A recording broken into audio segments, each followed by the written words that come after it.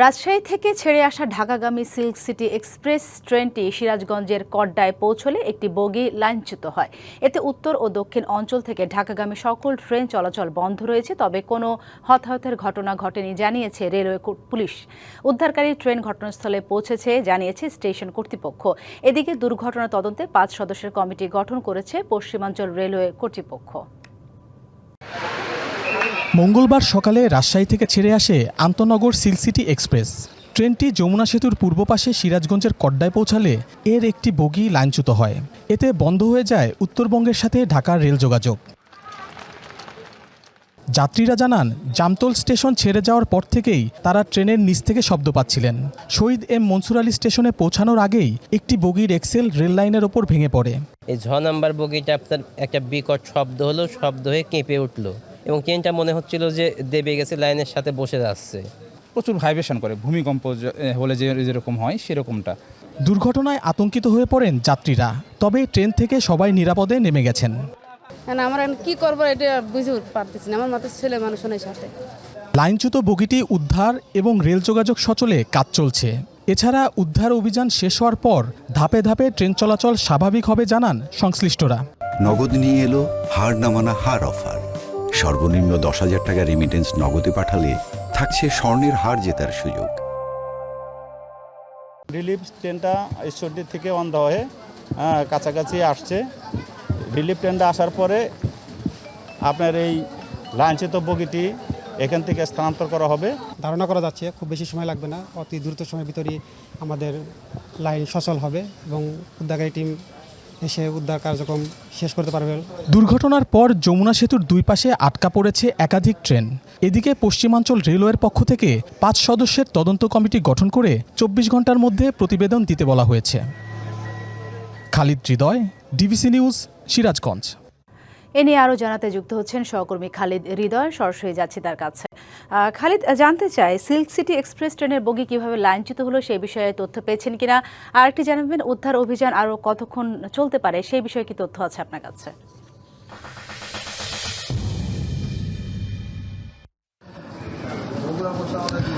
সাথী, মূলত আজ সকাল 8:45টার সময় কিন্তু রাজশাহী থেকে ঢাকাগামী একটি সিল্ক সিটি ট্রেন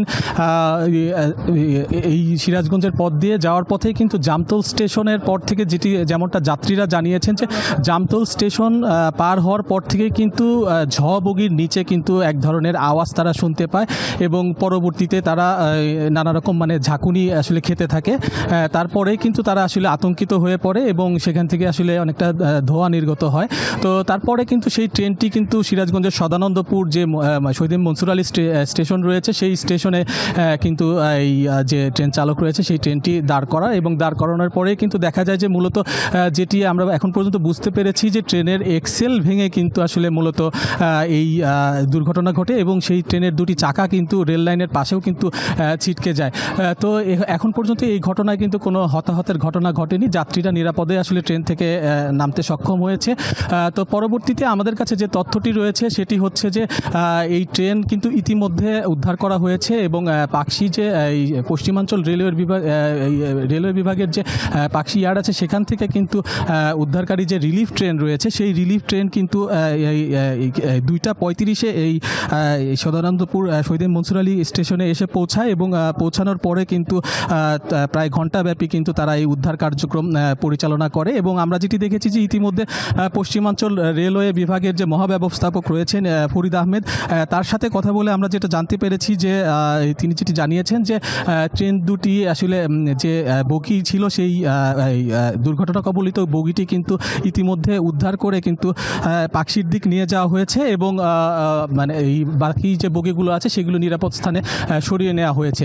তো যেটি তিনি জানিয়েছেন যে আর কিছুক্ষণের মধ্যেই হয়তো বা এই যে ট্রেনের যে স্বাভাবিক চলাচল উত্তরবঙ্গ থেকে ঢাকাগামী সেটি হয়তো আর কিছুক্ষণের মধ্যেই আমরা জানতে পারবো যে সেই ট্রেন চলাচল স্বাভাবিক রয়েছে। তো আমি যেটি জানাতে চাচ্ছি যে এই যাত্রীরা তারা কিছুটা ভোগান্তি পড়েছে, তারা অপেক্ষা করছে তাদের যে নির্ধারিত ট্রেনের সেই ট্রেনের জন্য এখন পর্যন্ত স্টেশনে বসে অপেক্ষা করছেন। তো হয়তো আর কিছুক্ষণের মধ্যেই এই ট্রেন চলাচল স্বাভাবিক হবে এবং এই ঘটনা তদন্তে 5 সদস্যের কমিটি গঠন করা হয়েছে এবং 24 ঘন্টার মধ্যে সেই তদন্ত প্রতিবেদন জমা দেওয়া হয়েছে। তো এই ছিল সিরাজগঞ্জ থেকে ট্রেন লাইনচ্যুত সর্বশেষ সংবাদ। সাথী, ধন্যবাদ আপনাকে।